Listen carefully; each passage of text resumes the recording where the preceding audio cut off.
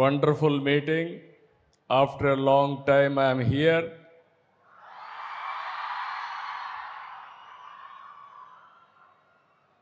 Today is a very good occasion, wonderful occasion. మా students అందరినీ చూస్తూ ఉంటే ఎక్కడ చూసినా కేరింతలు, ఎక్కడ చూసినా మిమ్మల్ని చూస్తే ఎంత అభిమానం ఉందంటే రాబోయే రోజుల్లో ఈ అభిమానాన్ని మీ అందరికీ భవిష్యత్ ఇచ్చే విధంగా ఏ కార్యక్రమాలు చేయాలో చేయడానికి నేను సిద్ధంగా ఉన్నాను. ఈరోజు ఇక్కడికి వచ్చినప్పుడు మీరు ఒక్కసారి చూస్తే విశ్వనాథం గారు ఒక మామూలు వ్యక్తి. ఆయన జీవితం కూడా మీరు ఒకసారి చూస్తే 20 ఏళ్ళు రాజకీయంలో ఉన్నాడు. ఆ రోజుట్లో అన్నాదురైతో పార్లమెంట్లో ఉండి మళ్ళీ కరుణానిధితో కూడా పనిచేసి తర్వాత ఎంజీఆర్తో పనిచేసి తర్వాత జయలలిత క్యాబినెట్లో 2 ఏళ్ళు పనిచేసి తర్వాత వచ్చి విట్టు ప్రారంభించాడు. ఈ విట్టు ప్రారంభించినప్పుడు మీరు చూస్తే దగ్గర 180 మంది స్టూడెంట్స్తో ప్రారంభించాడు వెల్లూరులో. అయితే ఈజ్ ఎ గ్రేట్ విజనరీ. 2014లో రాష్ట్రం విభజన జరిగింది. నేను అప్పటికి ఎలక్షన్ కూడా కాలేదు. కానీ మొట్టమొదటిసారిగా వచ్చి వారు ఒకటే చెప్పారు, మీ మీద నాకు నమ్మకం ఉంది, మీరు గెలిచిన వెంటనే అమరావతిలో నేను విట్టు పెడతానని చెప్పిన మొట్టమొదటి వ్యక్తి విశ్వనాథం గారు. ఆ తర్వాత నేను గెలిచిన వెంటనే ఆయన రమ్మన్నాను. ఇక్కడ ల్యాండ్ కూడా మీరు ఒక్కసారి చూస్తే ప్రపంచంలో ఇలాంటి ఎక్స్పెరిమెంట్ ఎక్కడా జరగలేదు. ఒక వ్యక్తి మీద నమ్మకం పెట్టుకొని 29,000 మంది రైతులు 34,000 ఎకరాలు భూమి రాజధానికి ఇచ్చారు. మేము కూడా అభివృద్ధిలో భాగస్వాములు అవుతామని ఫార్మర్స్ ముందుకు వచ్చారు. అది ఒక టర్నింగ్ పాయింట్. మీ అందరికీ ఒక ఐడియా ఉంది, నేను ఎప్పుడు కూడా అభివృద్ధిలో ముందుంటాను. అందరమారిగా మాటలు చెప్పను. ఒక్కోసారి ట్రాక్ రికార్డు కూడా ఉంది.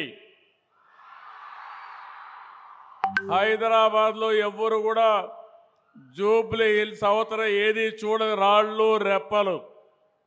అలాంటి రాళ్ల రెప్పల్లో భవిష్యత్తును చూసిన వ్యక్తి, భవిష్యత్తును చూసిన పార్టీ తెలుగుదేశం పార్టీ.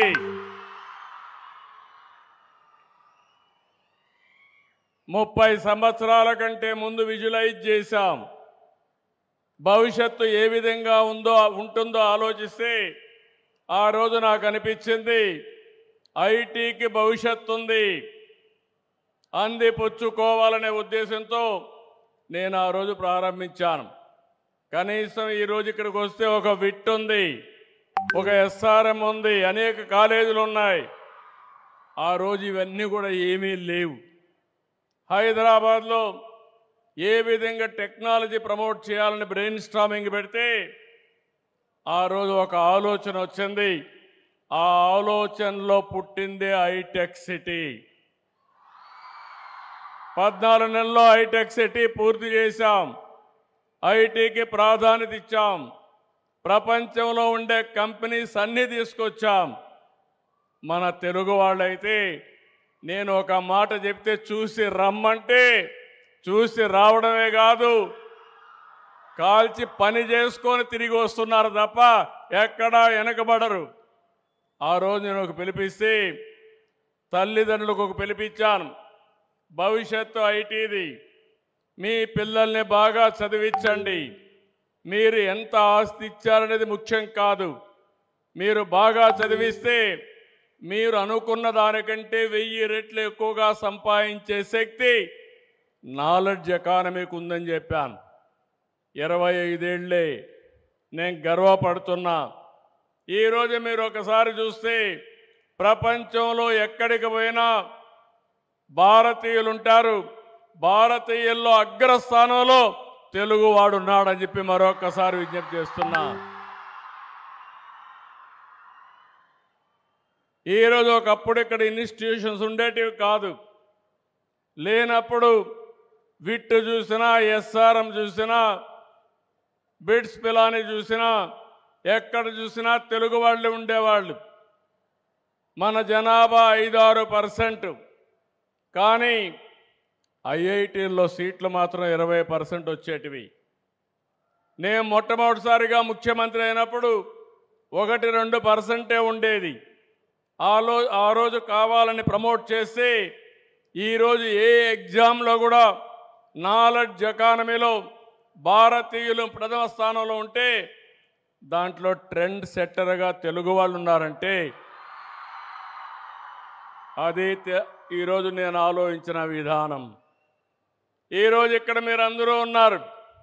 మిమ్మల్ని చూస్తే నాకు చాలా ధైర్యం వస్తూ ఉంది.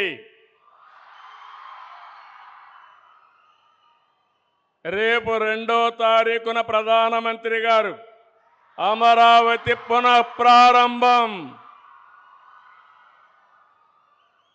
ఈ కార్యక్రమం అదిరిపోయే విధంగా మీరందరూ కూడా రావాలని మీకు కూడా స్వాగతం పలుకుతున్నా. ఆ రోజు హైదరాబాద్లో నేను హైటెక్ సిటీ గురించి మాట్లాడి హైటెక్ సిటీ కట్టాం. అదే మాదిరిగా ఐటీకి ప్రాధాన్యత ఇచ్చాం. ఈరోజు కాలం మారింది. ఇక్కడే క్వాంటమ్ వ్యాలీకి ఫౌండేషన్ వేస్తున్నాం.